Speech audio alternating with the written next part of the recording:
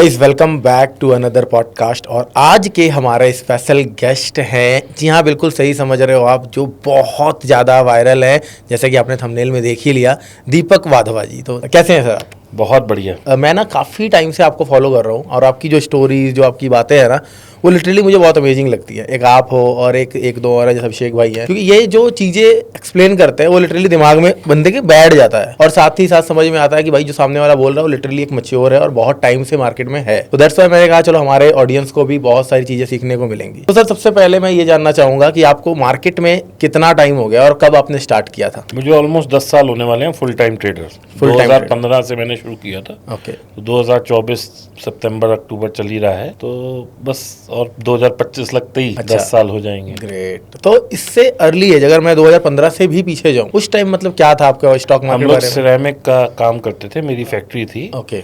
और काफ़ी अच्छा मेरा बिजनेस था, तो वो मेरे को बंद करना पड़ गया किसी वजह से, फिर मैं ट्रेडिंग में आ गया। ओके। तो हम कह सकते हैं कि जो बिजनेस से अर्निंग हो रही थी या जो बिजनेस से पैसे आ रहे थे वो सेम हम चाह रहे थे कि ट्रेडिंग से आए, दैट्स वाई हम ट्रेडिंग में आए हैं, कुछ ऐसा मुझे लगा कि उतने पैसे आएंगे या उतने आने चाहिए क्योंकि बाहर से जब मैं देखता था, अरे ये कल 200 का था, आज ये 300 हो गया, तो मेरा तो 50% कैपिटल बढ़ जाएगी। या मैं लोगों के M2M देखने लगा ट्विटर पे। ओके। तो मुझे बड़े लोगों के वो फैसिनेटिंग लगते थे, मुझे लगता था ये 1 लाख कमा पा रहा है। तो जब मैंने उससे पूछा भाई तुम्हारी कैपिटल कितनी है, तो उसने कहा मेरी कैपिटल 50 लाख है। तो मैंने कहा अगर ये 50 लाख पे 1 लाख कमा पा रहा है, तो मैं 5 करोड़ से करूंगा तो मैं तो 10 लाख रुपए रोज कमा लूंगा। सही है। तो इस तरह की बातों ने मुझे बड़ा फैसिनेट किया और मैंने गलतियां भी बहुत करी, बस फिर ये जर्नी चलती रही आगे और आज मैं आपके सामने हूँ। ग्रेट। सो हम ये भी कह सकते हैं कि जब आपका बिजनेस रनिंग था या बिजनेस चल रहा था, तो स्टॉक मार्केट कहीं ना कहीं आपके दिमाग में उस टाइम भी था, but due to time and business में बिजी होने की वजह शायद आप ना कर रहे हो, ऐसा कुछ था क्या? देखिए, मैं ना MBA फाइनेंस हूँ, तो फाइनेंस और स्टॉक्स और बिल्कुल ये सब चीज़ें मेरे शुरू से रहती थी। ठीक है। और पहले ना एक पेपर आता था जिसको इकोनॉमिक टाइम्स बोलते हैं, वो थोड़ा पीले से रंग का होता है। तो हम लोग रोज सुबह उसमें डॉलर, इंडेक्स, सेंसेक्स, ये सब देखा करते थे, ट्रैक रखते थे। वो इसलिए रखते थे कि भाई आजकल का तो मुझे पता नहीं, लेकिन उस टाइम में ऐसा होता था कि जब गोल्ड ऊपर जा रहा होता था तो स्टॉक मार्केट गिरता था, इकोनॉमिक नीचे आ रही होती थी। हाँ। जब डॉलर ऊपर जा रहा होता था तो गोल्ड और ये गिरता था, इनवर्स कोरिलेशन। कभी प्रॉपर्टी बढ़ रही होती थी तो स्टॉक मार्केट गिरती थी। तो ये सब चीजें आपस में कोरिलेटेड थी। अब की तरह नहीं कि सब कुछ बढ़ा ही जा रहा है। तो उस टाइम में इस तरह से आंकड़े लगाए जाते थे कि अच्छा अब डॉलर बढ़ना शुरू हुआ तो गोल्ड बढ़ेगा तो स्टॉक मार्केट गिरेगी। इस तरह से लोग एंटिसिपेट करते थे। सो अभी जैसे आपने बताया कि इनवर्स कोरिलेशन रहते थे गोल्ड और स्टॉक मार्केट में, बेसिकली अभी देख रहे हैं गोल्ड भी हाई लगा रहा है, निफ्टी भी हाई पे हाई लगा रहा है। क्या रीजन हो सकता है, ऐसे कैसे चल रहा है मतलब चीजें? पैसे की आवक ज्यादा है, लोगों के अंदर फाइनेंशियल लिटरेसी बढ़ गई है।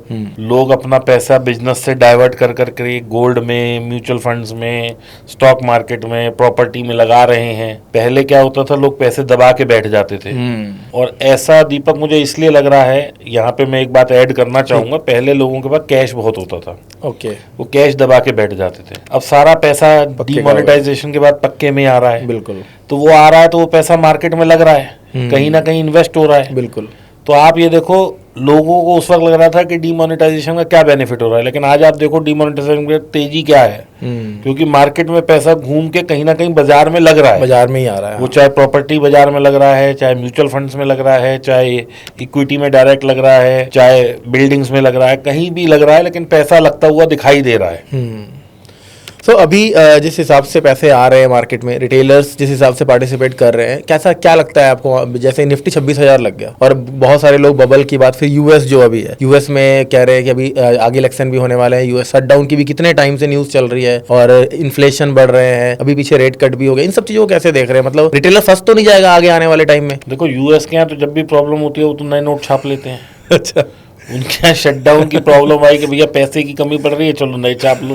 तो उनके यहाँ तो बबल बहुत बड़ा बन रहा है। लेकिन हमारी जो इकोनॉमी चल रही है वो बड़ी स्ट्रांग है, क्योंकि हमारी economy backed up by products है। आज अगर रिलायंस बढ़ रहा है, HDFC बैंक बढ़ रहा है, TCS बढ़ रहा है, इन्फोसिस बढ़ रहा है, तो इनके पीछे इनकी सेल्स, इनके रेवेन्यू है। इट इज नॉट दैट कि अब नॉर्मली हवा में नहीं चल रहा है कि हमें बैलेंस शीट में चीजें दिख रही हैं। यस। तो अभी जैसे कि मैंने बबल के बारे में बात कर रहा था मैं, तो कहाँ देख रहे हैं आप निफ्टी को? मतलब कहाँ पे स्टॉप? क्योंकि एक मुझे ऐसा लग रहा है कि एक हेल्दी कर रहे हैं, सबको लग रहा है यहाँ पे फ्रेश इन्वेस्टमेंट करने से कहीं ना कहीं रिटेलर थोड़ा तो डर रहे हैं। देखो जी, मैं तो ये जानता हूँ बाजार ऊपर जाए या नीचे जाए, मुझे दे के जाएगा, ठीक है ना।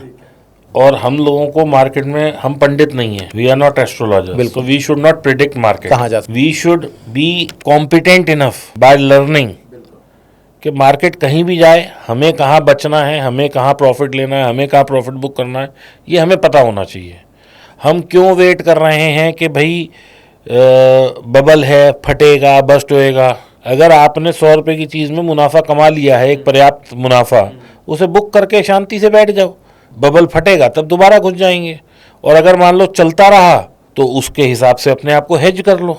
मार्केट मेरे हिसाब से थोड़ी चलेगी, मार्केट अपने हिसाब से चलेगी। और मेरी तो सोच वहाँ तक जा नहीं सकती जितनी की बड़ी बड़ी लोगों की सोच है, या जितने बड़े बड़े जो लोग मार्केट मेकर्स हैं, जो लोग पैसा डाल रहे हैं, उन लोगों की जो सोच है वो तो वो बता सकते हैं ना। इसमें हम लोग नहीं प्रिडिक्ट कर सकते, और हम लोग पंडित है भी नहीं। तो इस बेटर के आप अपनी पोजीशन को अपना सेफगार्ड करके चलें। वो ऊपर जाए, नीचे जाए, आड़ी जाए, तिरछी जाए, हमें सोचना ही नहीं है। जहाँ जाएगी तब की तब देखेंगे। मुझे ये पता है, मुझे बता के जाएगी। अगर नीचे जाएगी तो भी बता के जाएगी, और नीचे जाएगी तो मैं तब भी कमाऊंगा, ऊपर जाएगी मैं तब तो भी वो कमाऊंगा। जो बताने वाली बात है, जो मार्केट आपसे बात करती है, वो आप कैसे मार्केट से बात करते हो, वो थोड़ा सा सिंपल एक चार्ट लगा लो, 2 दिन का लो कट रहा है तो बता ही रही है ना कि अब मैं नीचे जा रही हूँ। ये तो एक बहुत सिंपल सा तरीका है। ऐसे मेरे पास 50 और तरीके हैं जो मुझे बताते हैं कि भाई मार्केट अब डाउनवर्ड ट्रेंड में है। तो एक ये मतलब जो रिटेलर्स हैं देख सकते हैं कि अगर 1 डे का टाइम फ्रेम लगा लो, 2 दिन का अगर लो कट रहा है तो चांसेस है कि रिट्रेसमेंट आ जाए। Yes. तो थोड़ा बैक चलते हैं आपकी स्टोरी पे, क्योंकि यहाँ पे बातें चल रही थी तो इस तरफ चले आए हम। बट थोड़ा सा चलते हैं, देखते हैं कि आपने कैसे मार्केट में किया और अभी किस लेवल पे काम कर रहे हो आप। तो जैसे कि आपने बताया कि आज से 10 साल पहले आप स्टॉक मार्केट में आए, आपने डायरेक्ट ट्रेडिंग में आए थे या इन्वेस्टिंग वगैरह कैसा कर रहे थे आप? मैंने डे 1 से ही ट्रेडिंग में आया था, मैं इन्वेस्टिंग में कभी नहीं गया, ऑप्शंस में। कैसे फिर क्या, कहाँ से मतलब माइंड में आया कि ऑप्शन करते हैं, और कितने रुपए से आपने स्टार्ट किया ऑप्शन? मैंने अच्छे खासे अमाउंट से स्टार्ट किया था। और दीपक, उस वक्त क्या होता था कि मान लो आपने जीरोधा में अकाउंट खुलवाया या किसी भी ब्रोकर के यहाँ अकाउंट खुलवाया, तो उस वक्त ब्रोकर आपको इंट्राडे में 10x 20x लिमिट भी दे देते थे, जो कि अब बैन हो गया है सेबी और एनएसई की तरफ से। बिल्कुल। उस वक्त जैसे मैंने 50 लाख डाले तो मुझे 5 करोड़ की लिमिट मिल गई।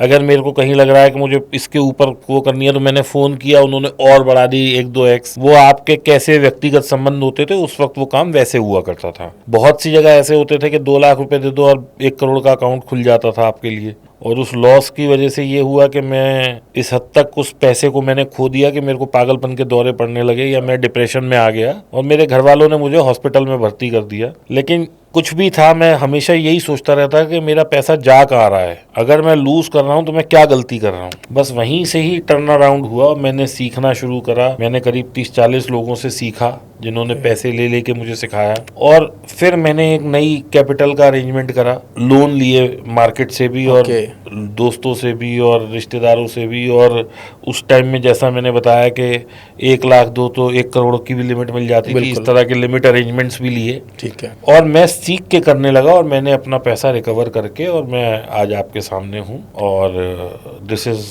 Small brief about my journey. तो हम कह सकते हैं कि जैसे इस टाइम पे जो अभी हालात है, जो रिटेलर्स मार्केट में आ रहे हैं, वो 10,000, 15,000, 20,000 लेके आते हैं, उड़ा लेते हैं, फिर लोन लेते हैं, डिप्रेशन में चले जाते हैं। बट आपने जो स्टार्ट किया, चाहे आपने स्टार्टिंग में लॉसेस खाए हैं, बट आपने एक बड़े अमाउंट से स्टार्ट किया। तो हम कह सकते हैं कि मार्केट में ऑप्शन में खास करके छोटे अमाउंट से पैसा नहीं बन सकता है, कुछ ऐसा? देखो भाई साहब, सीधी सी बात है, ये मैंने शायद 1-2 और किसी पॉडकास्ट में भी बोला है, मैं आज आपको दोबारा एक्सप्लेन करता हूँ। एक लड़का, चाहे वो फ्रेशर है या नौकरी करता है, ठीक है, वो मैं कहता हूँ 10-20 हजार रुपए कमाता है, तो उसके बाद 2-5 महीने में उसने इतनी पर्याप्त पूंजी जोड़ भी ली। अब अगर वो ये सोचता है कि मैं फुल टाइम ट्रेडर बन जाऊं 20-25 हज़ार से, तो मेरा कहना ये है कि हम जितनी ही कैपिटल ले आए, चाहे 1 लाख ले आए, 1 करोड़ ले आए, 10 करोड़ ले आए, 1.5-2% महीने से ज़्यादा आप नहीं कमा सकते इस मार्केट में। ऑप्शन बाइंग भी कर रहे हो, फिर कुछ भी कर रहे हो आप, बाइंग में तो खैर वो 1-2% छोड़ो, वो 20% लॉस में ही है। एग्जैक्टली। लेकिन अगर कोई सेलिंग कर रहा है और कोई प्रॉपर काम कर रहा है, सीख के कर रहा है, तो भी 1.5-2% से ज़्यादा वो नहीं बना सकता। अब अगर मान लो वो 20,000 से कर रहा है तो 2% उसका क्या हुआ, 400 रुपए। कुछ भी नहीं है। तो क्या वो अपने लिए समझता है कि उसके एक पूरे दिन की वैल्यू 400/22 यानी कि 20 रुपए है? बिल्कुल नहीं, वो तो एक दिन में डबल करने आया वैसा। तो डबल वाले तभी तो हार जाते हैं ना, तभी तो 93% लोग लॉस में हैं। बिल्कुल। तभी तो 90% लोग, जब आप वो लॉग इन करते हैं तो एक वो स्क्रीन खुलती आ जाता है, है, पॉपअप आ जाता है। बिल्कुल, पॉपअप कि 9 out of 10 people are in loss, हाँ। You may lose your full or partial capital. Trade wisely, ये क्यों लिखा है ये डाटा है, लोग लूज कर रहे हैं। कि लोग लूज कर रहे हैं? सेबी आपको कह रहा है कि 90% लोग लॉस में हैं, तब भी आप नहीं सीख रहे। तो सीखना पड़ेगा। अथार पैसा पड़ा है, अथार समुद्र है पैसे का। शेयर बाजार आप जितना उठाना चाहो उतना उठा सकते हो, लेकिन सीखना पड़ेगा। जैसा कि आपने बताया कि 2% 3% से ज़्यादा आप महीने में होप नहीं रख सकते हैं। लोगों को कहीं ना कहीं मुझे ऐसा लगता है कि ये चीज़ें पता भी है, जब हर ब्रोकिंग के प्लेटफॉर्म पे पॉपअप भी आ रहा है, फिर भी क्यों लोग इतना भाग कर आ रहे हैं? उनका माइंडसेट, क्योंकि आप बहुत पुराने हो, मार्केट में बहुत सारे लोगों को देखे हो, और कहीं ना कहीं मैं भी मानता हूँ कि साइकोलॉजी इज एवरीथिंग। तो आपको कहीं ना कहीं क्या लगता है कि क्यों लोग जानते हुए भी कि लॉस होगा घुस रहे हैं इसमें? इसका सिर्फ एक शब्द है, वो है लालच या ग्रीड। लालच हिंदी में, ग्रीड अंग्रेजी में। लोगों को ये समझना पड़ेगा कि ये आसान पैसा नहीं है। It is very difficult to earn money in stock market, और इसके पीछे पूरी साइंस है, पूरी इकोनॉमिक्स है, और पूरा सीखना है। अगर आप सीख के आते हैं, आप पैसा बहुत अच्छा कमा लेंगे। अगर आप बगैर सीखे आते हैं, आप लॉस ही करेंगे। There is no doubt about it. मैंने ऐसे ऐसे लोग देखे हैं जो घर से 10 लाख लाए, 10 लाख के 1 करोड़ कर लिए 1-2 महीने में, और आज की तारीख में घर भी बिक गया, दुकान भी बिक गई, मकान भी बिक गया, और 50 लाख का कर्जा अलग है। यानी कि 10 लाख से 1 करोड़ कमाया, वो 1 करोड़ तो खत्म हो गया और 4-5 करोड़ और चले गए। ऐसे मैं कम से कम 10 लोगों को जानता हूं जो कि सुसाइड करने के लिए तैयार घूम रहे हैं, जिनके पीछे कर्जा मांगने वाले तैयार घूम रहे हैं, जिनकी माँ बाप बिल्कुल रोते हैं कि ये मेरे बच्चों ने क्या कर दिया, क्योंकि वो कर्जे ले लेके, अपने आप को बेच बेच के, अपने आप को कर करके, लोन ले लेके, दोस्तों से उधार लेके, घर को गिरवी रख के, पैसा ला ला के, and they are losing money. तो सर आपने बताया कि किसी का भी एग्जांपल ले लेते हैं कि किसी ने 10 लाख से 1 करोड़ बनाया, 1 करोड़ से पूरा निल हो गया बंदा। अब वो लर्निंग करके बनाया या तुक्के से बनाया, हमें इधर नहीं जाना चाहते, लेकिन मैं ये जानना चाहता हूँ क्या ट्रेडिंग में लक मैटर करता है? स्किल सेट मैटर करता है। कितने % आप मानते हो कि लक जरूरी है? अब आप मुझे एक चीज बताओ, आपको गाड़ी चलानी नहीं आती और आप गाड़ी लेके चल दिए, सामने ट्रक आ रहा है, आपको ब्रेक लगाने ही नहीं आते, तो अभी यहाँ लक की कमी है या स्किल सेट की कमी है? स्किल सेट की कमी है। क्यों? लक खराब था आपका, आप टकरा गए, मर गए वहां पे। अच्छा, बिल्कुल, मतलब बिल्कुल भी आप इसको नहीं देना चाह रहे हो पॉइंट, लक को मैं पॉइंट नहीं। चीज आपको आती नहीं है, आपने सीखी नहीं है, जिन लोगों को लॉस है 90% लोग, उनमें से कोई मेरे सामने आए, मैं उससे पूछूंगा डेल्टा क्या होता है, फ्यूचर कितना चलता है, स्पॉट क्या होता है, विक्स क्या होती है, ग्रीक्स क्या होते हैं, मार्केट कैसे देखते हैं, स्पॉट कितना चलता है, कोई बताएगा मुझे? तो वही वाली बात है कि आप गाड़ी लेके चल दिए, सामने ट्रक आया, अब आप देख रहे हो कि मैं किधर मारूं, ट्रक में मारूं या दीवार पे मारूं या खाई में गिर जाऊं, फिर तो वही वाली प्रोबेबिलिटी है ना। तो अब आप इसको क्या कहोगे कि आपको नॉलेज नहीं थी या आपको लक खराब था? नॉलेज नहीं थी, बिल्कुल। तो बस इट इज़ वेरी सिंपल। फिर उसको क्या कहोगे आप जिसने 10 लाख से 1 करोड़ बनाया और उसके बाद सारा जीरो कर दिया? तुक्का कर लिया। फिर कैसे नहीं सकते कि लक उसका बढ़िया था इसलिए उसको प्रॉफिट मिल गया? मैं तो कहूँगा तुक्का चल गया उसका शुरू में। अगर लक अच्छा होता और उसको स्किल सेट होता तो वो आगे भी कमाता रहता। स्किल सेट नहीं था तभी वो आगे लूज करने लग गया। तो इसका मतलब अगर जब उसने 10 लाख से 1 करोड़ करा तो उसकी जो भी टेक्निक थी उसे लगा ये मेरी बिल्कुल सुपर टेक्निक है, लेकिन वो नहीं थी। जब उसने दोबारा कोशिश करी तो वो हार गया। जब उसने उधार लेके कोशिश करी फिर वो हार गया। तो इसका मतलब ना लक चल रहा था ना टेक्निक चल रही थी, तुक्का था। तो आपको अपना स्किल सेट इतना मजबूत करना पड़ेगा कि लक का है, हाँ भैया तुम ले लो, तुम तो जानते हो। बट अभी भी अगर मैं थोड़ा सा ना, मैं इसके बीच में इसलिए आर्ग्यूमेंट पे आ रहा हूँ क्योंकि कहीं ना कहीं मुझे ऐसा लग रहा है ना कि जो पब्लिक है या जो रिटेलर्स है वो लिटरली बहुत सीख रहे हैं, मतलब 2-2, 3-3 साल से कोर्सेज लेने लोगों के, सीखने लोगों के, लेकिन फिर भी प्रॉफिटेबल नहीं हो पा रहे। डेल्टा पता है, गामा पता है, ग्रीक्स पता है, मैं जानता हूँ पर्सनली ऐसे लोगों को, लेकिन फिर भी वो प्रॉफिटेबल नहीं हो पा रहे हैं। जबकि मुझे ये भी पता है कि उनका माइंड सेट है कि वो माइंड सेट को स्ट्रॉन्ग नहीं रख पा रहे। बट इसके बारे में जानना चाह रहा हूं वो कैसे फिर प्रॉफिटेबल हो या क्या माइंडसेट रखे वो?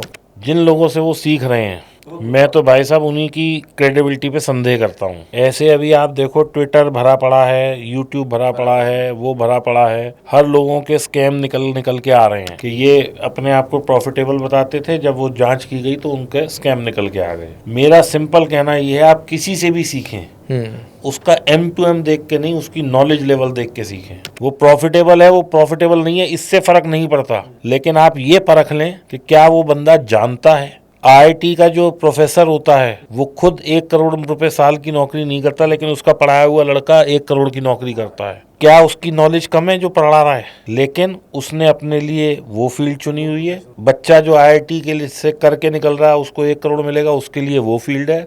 हर काम हर किसी के लिए नहीं है।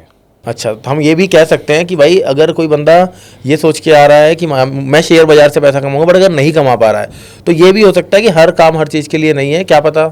सिंपल सी बात है, देखो शेयर मार्केट चल रही है ना, 1000 आदमी कमा रहे हैं, आप अगर नहीं कमा रहे तो ऐसी कोई कमी आप में है जो आप नहीं कमा पा रहे। इसको आप लक का नाम दोगे तो वो सही नहीं है, इसको आप कुछ और नाम दोगे वो सही नहीं है। मैं इसको ये नाम दूंगा कि वो एजुकेटेड नहीं है। आइडेंटिफाई करे बंदा कि क्या कहाँ। मैंने ऐसे लोग देखे हैं 10 साल से घिसे जा रहे हैं अपने आप को, लेकिन प्रॉफिटेबल नहीं है। एग्जैक्टली हाँ, वही चीज़ मैं बोल रहा हूँ। लेकिन मैं उनके साथ ये बोलूंगा कि उनके अंदर एक कमी है, वो ये समझते हैं कि मैं सब कुछ जानता हूँ।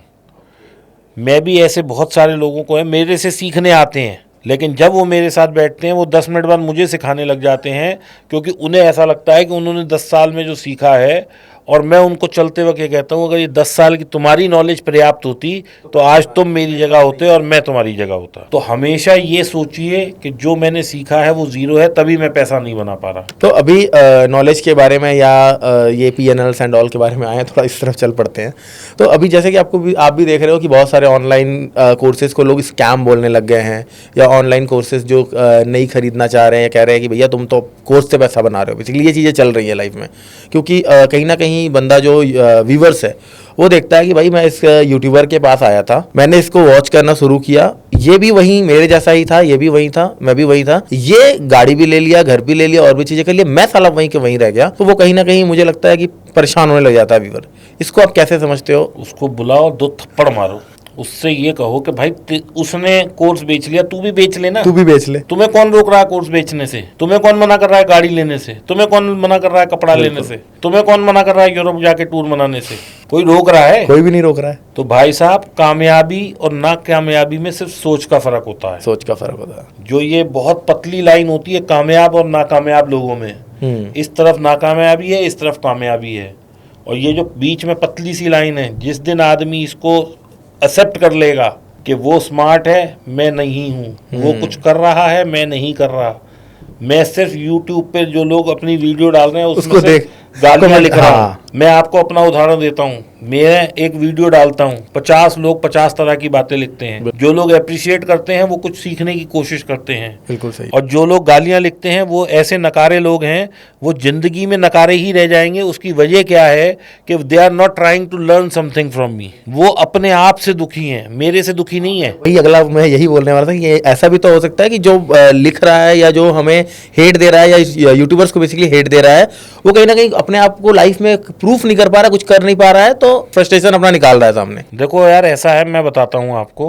मैंने अपना इंस्टा शुरू करा, आप यकीन मानो रोज रात को मैं कॉपी में लिखता था डे 1 पे मेरे इतने फॉलोअर, डे 2 पे इतने, डे 3 पे, क्योंकि वो 2-2 5-5 करके बढ़ते हैं, ठीक है ना। और जब 5 फॉलोअर भी बढ़ते हैं तो दिल में आता है अरे यार कितना बड़ा अचीवमेंट है। पहले 1000 पे मैं रोया था, पहले 10,000 फॉलोअर पे मैंने, मतलब आप समझो कि लिटरली दीवार पे सिर मारा कि मतलब मैं इतना कैसे हो गया कि 10,000 लोग फॉलो कर रहे हैं। पहले 1 लाख पे मैंने केक काटा था, ठीक है कि नहीं। तो ये आसान नहीं होता, आसान नहीं। और जिसको लग रहा है ये बहुत आसान है, मैं तो खुला कह रहा हूँ कि भाई तुम भी आ जाओ, इंस्टा तुम्हारे फोन में भी चल रहा है, फ्री चल रहा है, एग्जैक्टली। तुम भी रील बनाओ, डालो। अगर लोग ये कहते हैं मैं पॉडकास्ट से कमा रहा हूँ, ये कर रहा हूँ, भाई तुम्हें हाथ जोड़ के आमंत्रण है, तुम आके बैठो, मैं तुम्हारे पॉडकास्ट में आऊंगा, चला के देखो।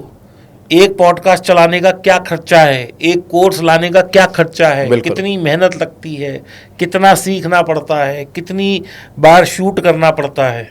आज ये हम पॉडकास्ट शूट कर रहे हैं, लोगों को लग रहा है दीपक वादवे बैठा है, ये बैठा है, अरे ये 25 लाख के इक्विपमेंट हैं, इतनी लाइटें हैं, स्टूडियो है, इसका किराया है, इसको एडिट करेंगे, उसका एडिटिंग कॉस्ट देनी पड़ेगी। करो ना, किसने मना किया है? आपको रील डालनी है, एक रील बनाने के भाई साहब जब जेब से निकलेंगे 8,000 7,000 10,000 रुपए, तब पता लगेगा कि इंस्टा चलाना कितना आसान है। करो भाई, मैं तो सबसे कहता हूँ, अगर आपको ऐसा लगता है कि ये सब चीजें फ्री में हो जाती हैं तो करो। जिंदगी में हार का सामना करो और देखो कि दूसरा अगर कहीं कुछ कर रहा है तो उसने कितना एफर्ट डाला होगा। मतलब अपने आप को अगर आप पॉजिटिव रखोगे तो कहीं ना कहीं आपको चीज़ें पॉजिटिव ही दिखेंगी। सर सिंपल सी बात है, हारता भी वही है जो कुछ करता है।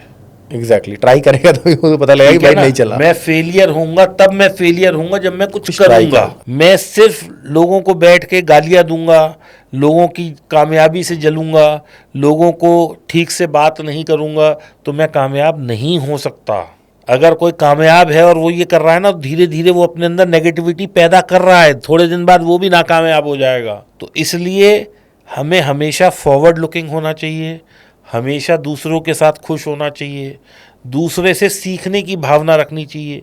ये भावना नहीं रखनी चाहिए कि हमें ही सब कुछ आता है। हमसे भी तो बड़े बड़े लोग बैठे हैं ना, तो हमें उनको अपना आइडियल बनाना चाहिए, बजाय इसके कि मैं आज एक कोई बड़ा आदमी, अबे तो ऐसा है ये वैसा। ये तो कोर्स बेच के बन गया, कमेंट्स आते हैं। तो तुझे किसने मना किया था? तू भी बन जा। भगवान ने उसको बनाने में जब कोई वो नहीं रखा, उसको भी 2 ही हाथ दिए हैं, मुझे भी 2 ही दिए हैं, उसके भी 2 पैर हैं, मेरे भी 2 हैं, उसकी भी 2 आंख हैं, मेरी भी 2 है।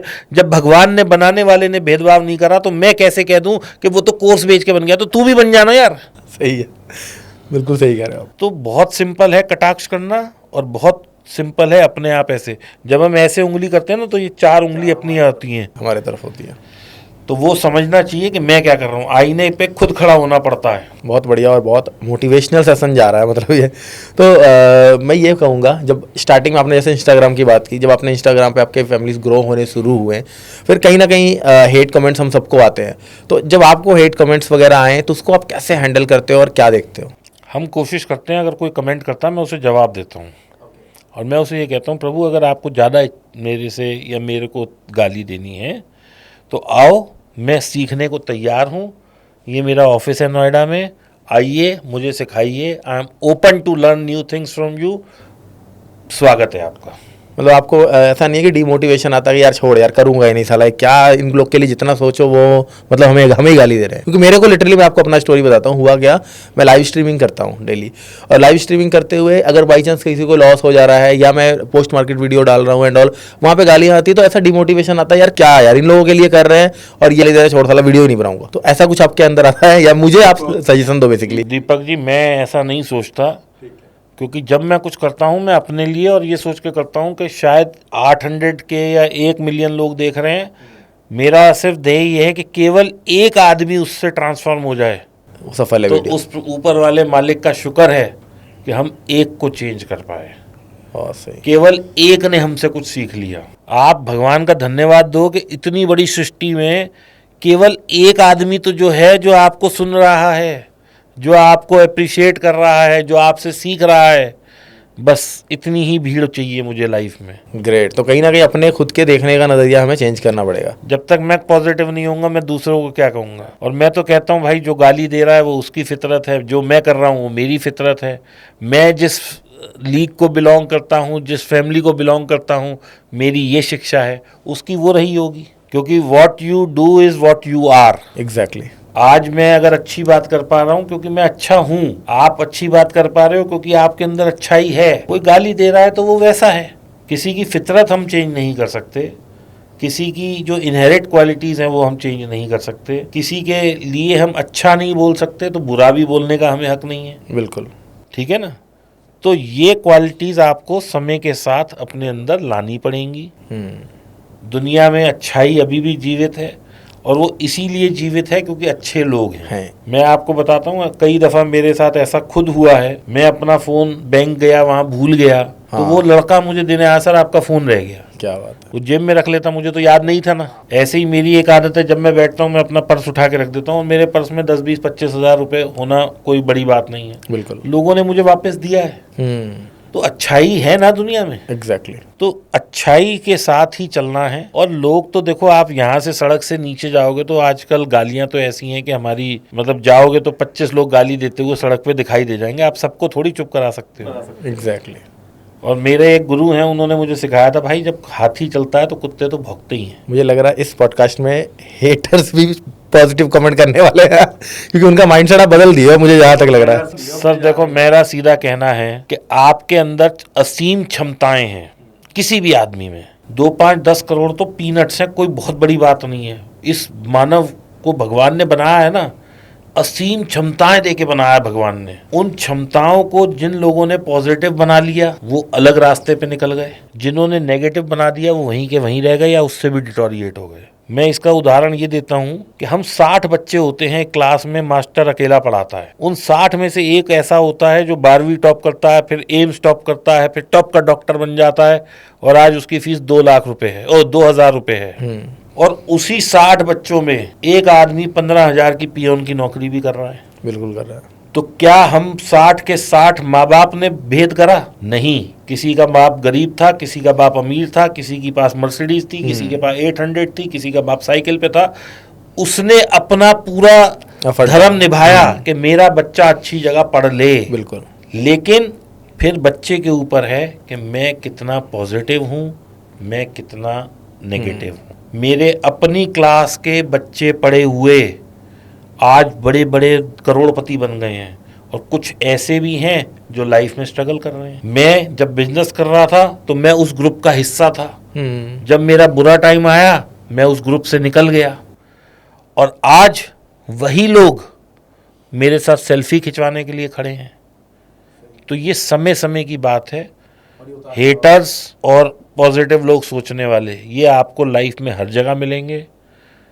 सिंपल एक बात समझ के चलो, हाथी चलेगा कुत्ते भौंकेंगे, इसका कोई तोड़ नहीं है। हाँ, आप सबको मतलब हैप्पी नहीं कर सकते, सबको खुश नहीं कर सकते आप। तो एक बंदा मार्केट में आ रहा है, नया आया है और उसको अभी सीखना जो स्टार्ट करना है, क्या प्रोसेस होने चाहिए? अगर ऑनलाइन कोर्स भी किसी का बाय कर रहा है तो क्या चीज़ें देख कर करें? लोगों के अंदर पेशेंस की कमी है। उन्हें लगता है कि मैंने आज किसी की क्लास ले ली और कल से यूँ पैसे छपने शुरू। एग्जैक्टली। भाई आप देखो प्रैक्टिस कितनी करी है आपने। एक डॉक्टर कहना कि ये डॉक्टर है, ये इंजीनियर है, ये है। आज ये बच्चे बैठे कर रहे हैं, स्टूडियो में काम कर रहे हैं ना, ये भी सारे ग्रेजुएट हैं, 3-3 साल लगा के आए हैं। बिल्कुल। इस बच्चे ने जो ये सामने बैठा है, इसने फोटोग्राफी का कोर्स किया है। बिल्कुल। कौन सा, आजकल सारे ऑटोमेटिक कैमरे हैं, कोई इतना ज्यादा रॉकेट साइंस नहीं है। बिल्कुल। फिर भी पागल है ये, 5 साल 3 साल खराब करके अपनी फोटोग्राफी कर रहा है। तो जब एक फोटोग्राफर को 5 साल लगाने पड़ रहे हैं तो ट्रेडर कैसे 1 घंटे में ट्रेडर बन गया? डॉक्टर 5 साल लगा रहा है, फिर MD कर रहा है, फिर उसके बाद इंटर्नशिप कर रहा है, फिर किसी हॉस्पिटल में नौकरी कर रहा है, फिर अपनी दुकान खोल पा रहा है, या जिसे क्लिनिक कहते हैं, 10 साल लगा रहा है। एक टीचर है, उसने पहले ग्रेजुएशन करी, फिर सीखा, फिर MA B.Ed करी, फिर टीचर बना, 5 साल लगाए। बिल्कुल।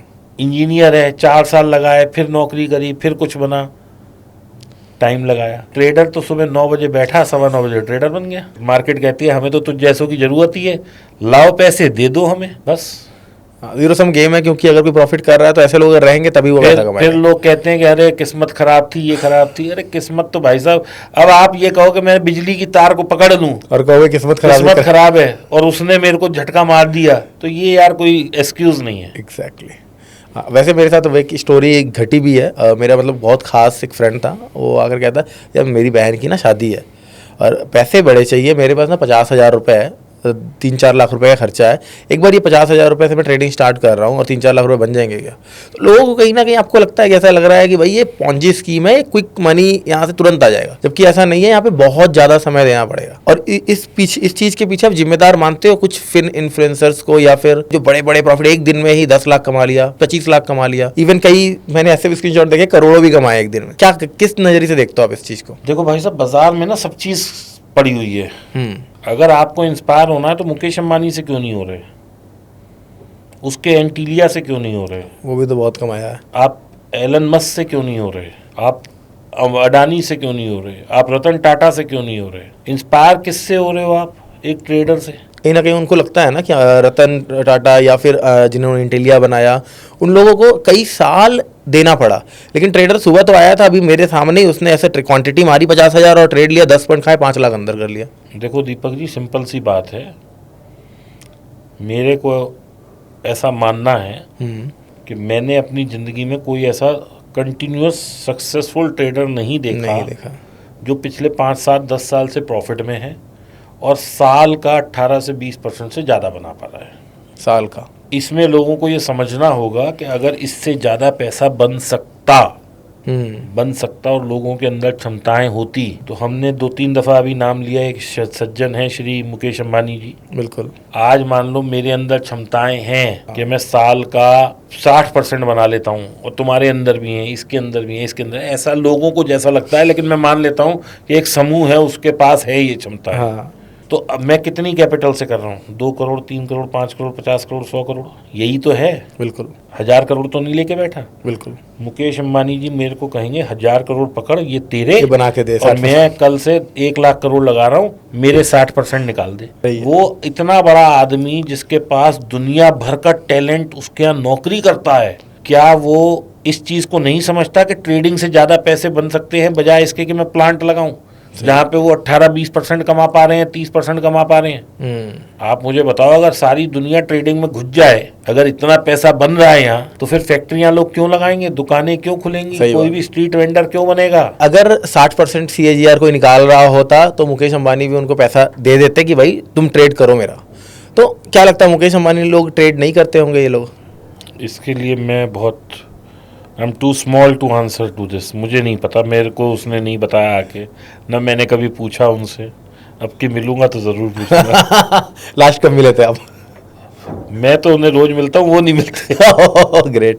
चलिए, सो अभी अगर एक रिटेलर है, जैसे कि हमने अभी ऑनलाइन कोर्सेज एंड ऑल के बारे में डिस्कस किया, मान लीजिए बंदे को समझ में आ गई है कि भाई मुझे टाइम देना पड़ेगा, सीखना पड़ेगा, सब कुछ करना पड़ेगा, लेकिन एक ऐसा बता दीजिए ना कि एक बेंचमार्क सेट हो जाए कि अगर ये है, दीपक सर ने ये बताया है और ये है, इतना पैसा मेरे पास है तो मैं ट्रेडिंग करूंगा, वरना ट्रेडिंग की तरफ देखूंगा भी नहीं। वो कितना पैसा होना चाहिए? 25 लाख। आप रिटेलर्स को भगा दोगे बाजार से? रिटेलर्स भागने ही चाहिए। आप मुझे बताओ कौन सा रिटेलर पैसे कमा पा रहा है? फिर आपके प्रॉफिट्स कहाँ से आएंगे? जीरो सम गेम है। मेरे प्रॉफिट तो आ जाएंगे, मैं अपने प्रॉफिट के लिए लाखों लोगों को नहीं मरवा सकता ना। ग्रेट, सही है। और देखिए मेरी जो टेक्निक्स हैं, मेरे को पता है कोई हो कोई ना हो, बाजार ऊपर जाए बाजार नीचे जाए, मैं पैसा कमा लूंगा, मेरे को ये कॉन्फिडेंस है।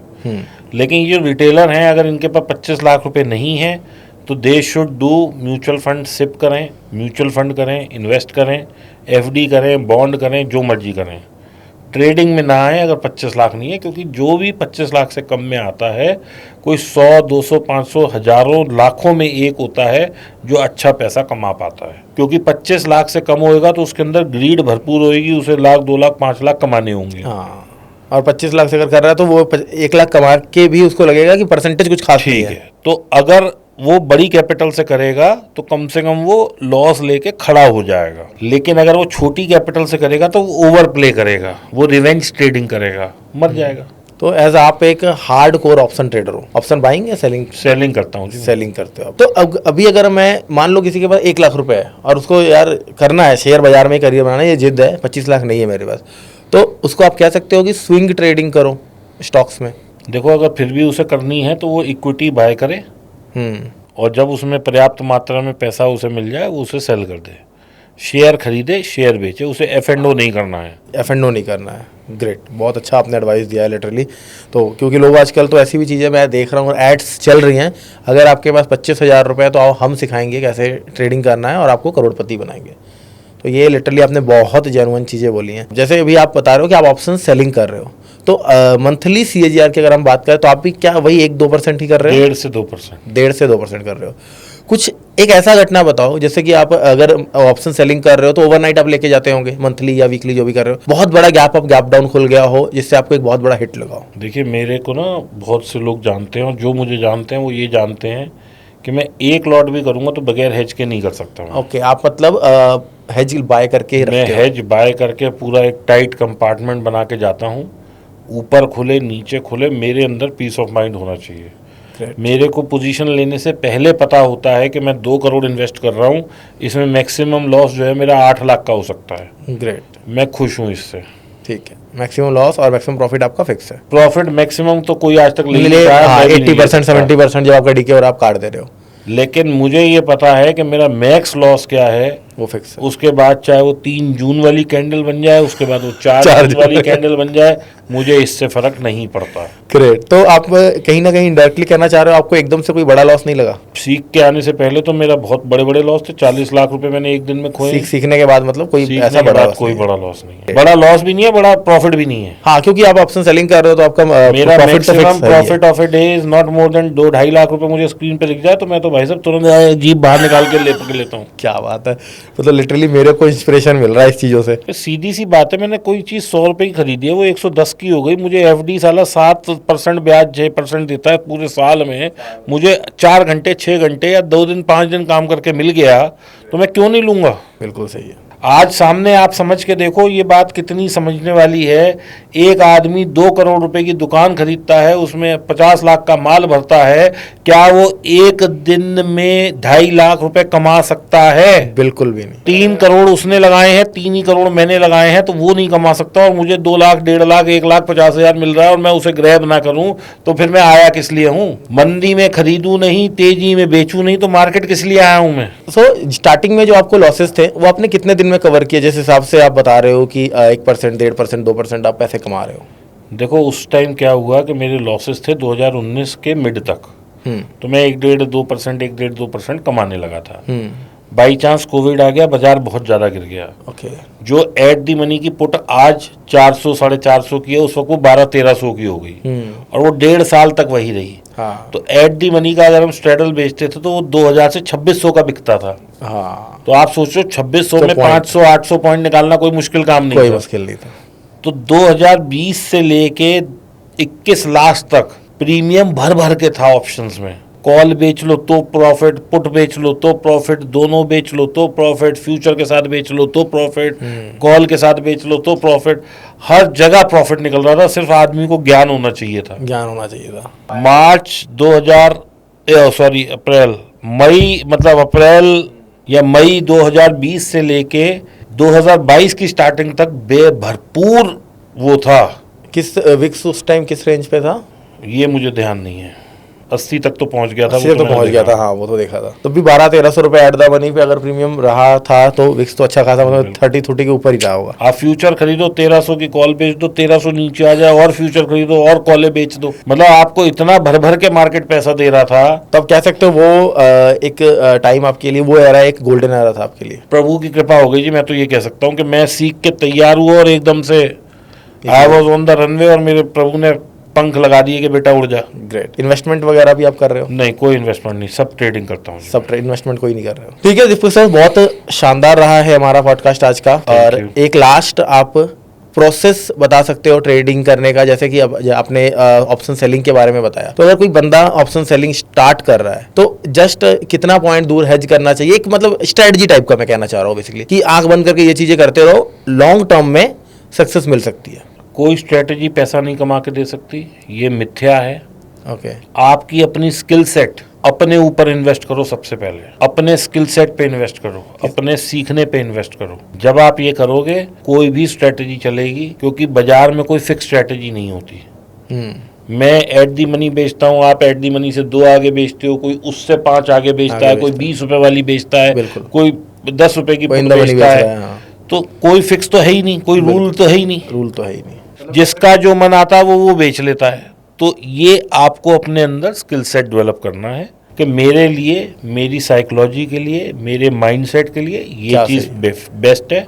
अगर मैं ये करता हूं तो मेरे को तकलीफ नहीं होगी। And if I am doing this I am making money. Simple सी बात है, चीज़ों को जितना सिंपल रखेंगे उतना पैसा बढ़िया बन जाएगा।